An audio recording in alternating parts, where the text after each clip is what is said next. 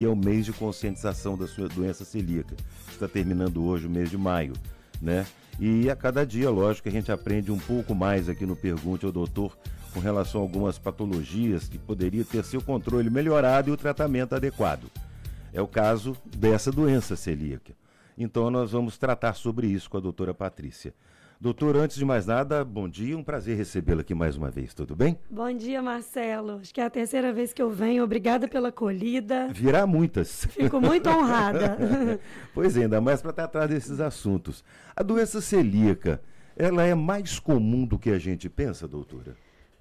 Bem mais comum do que a gente pensa, Marcelo. Eu fiz uma rápida conta para a gente falar em números para o pessoal entender. Para você ter ideia, uma doença, para ela ser considerada rara, ela só é rara quando ela atinge 1 a cada 2.000 pessoas, mais ou menos. Sei. A doença celíaca, estima-se que a prevalência dela mundial é de 1 para 100 pessoas. É mesmo? E no Brasil, em torno de 1 a 300, a cada 300 a 400 pessoas.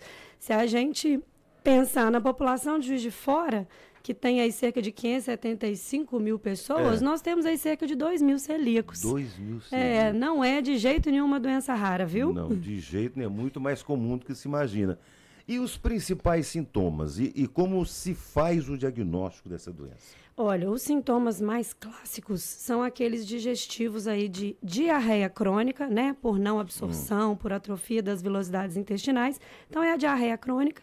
E dor abdominal, distensão abdominal, aquele estufamento persistente, né? Principalmente desencadeado pelos alimentos que contêm glúten, que são trigo, centeio e cevada, né?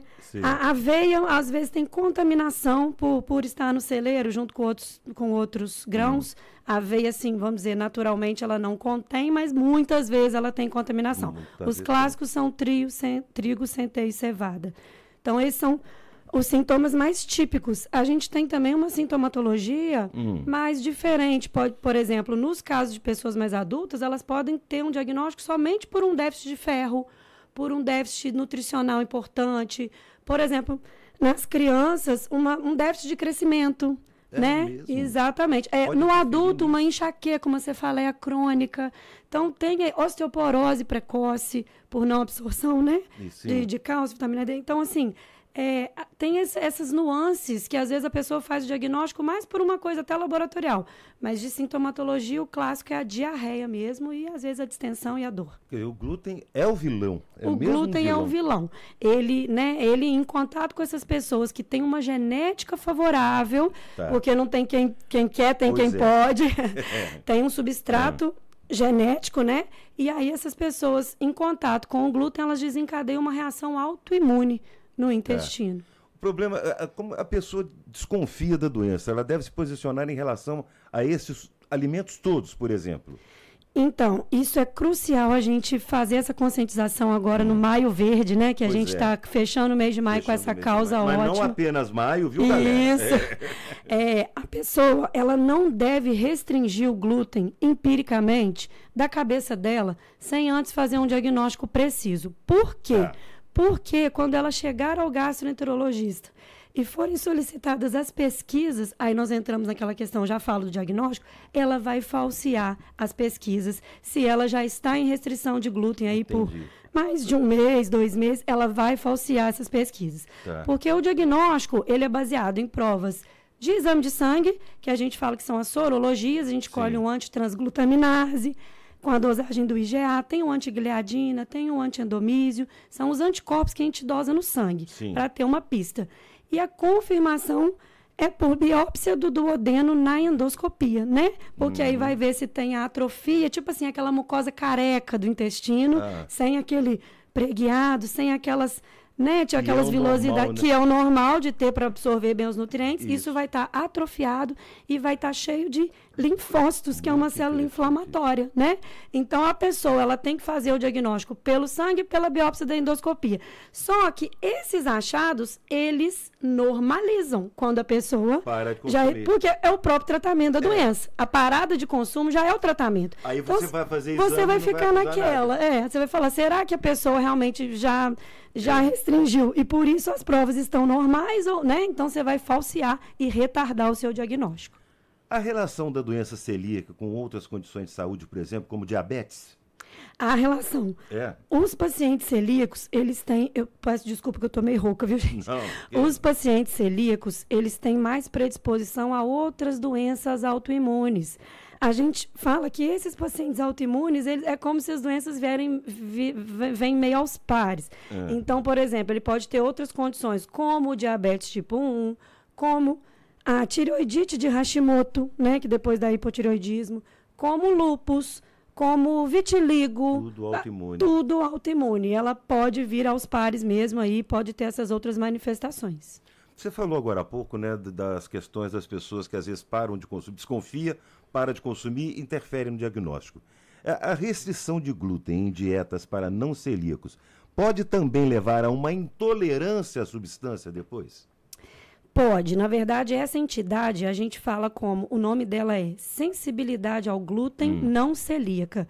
Então, a pessoa, às vezes, de tanto restringir, e aí, com pequenas exposições que ela tiver depois, ela já pode ficar muito sintomática. Sim. É quando a pessoa realmente já tem essa predisposição a ter essa sensibilidade ao glúten não celíaca. Ou seja, ela tem aqueles sintomas de baixa digestibilidade do glúten, de sentir empazinado, distendido, às vezes até uma diarreia, mas ela não tem os achados sorológicos e endoscópicos da doença. Sim. Então, a gente chama essa entidade que não tem uma confirmação de exame, né? É uma coisa clínica. O paciente tem os sintomas, mas não positivos os exames. A gente fala sensibilidade ao glúten não celíaca.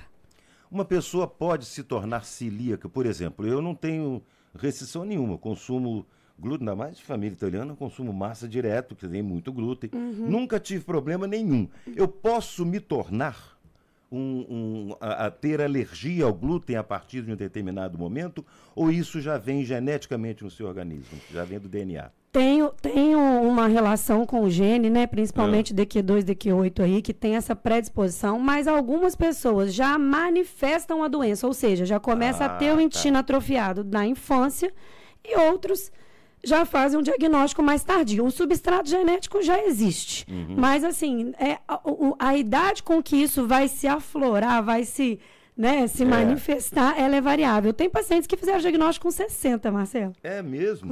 Mas ele já tinha um histórico. E isso, é aquela pessoa que às vezes, vamos supor, é um intestino irritável.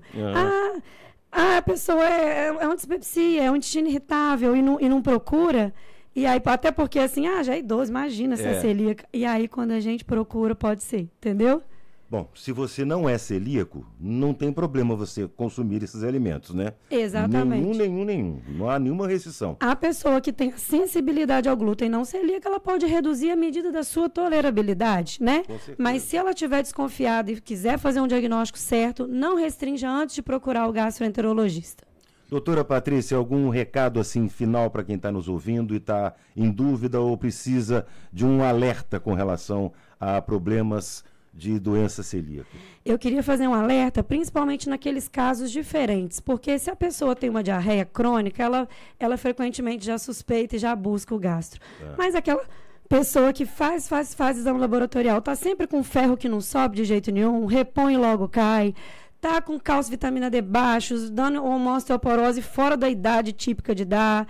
Então, uma enxaqueca, sabe mais o quê? Mulheres que têm aborto de repetição, casos de infertilidade feminina. Então, esses casos é que a gente tem que alertar a população, porque não são os casos que a pessoa vai pensar nisso de cara. Mas fica aí o nosso alerta para o mês do Maio Verde, que já está se encerrando com louvor.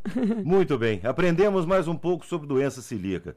Doutora Patrícia Vilela, gastroenterologista e endoscopista, muito obrigado mais uma vez pela sua disponibilidade em nos atender hoje e esclarecer essas dúvidas para a gente. Um abraço para você. Muito obrigada, Marcelo, e ouvintes da Transamérica. Agora a Transamérica 9h29. Pergunte ao doutor. Oferecimento Hospital Monte Sinai, porque hoje o que importa é poder confiar. Tribuna Transamérica.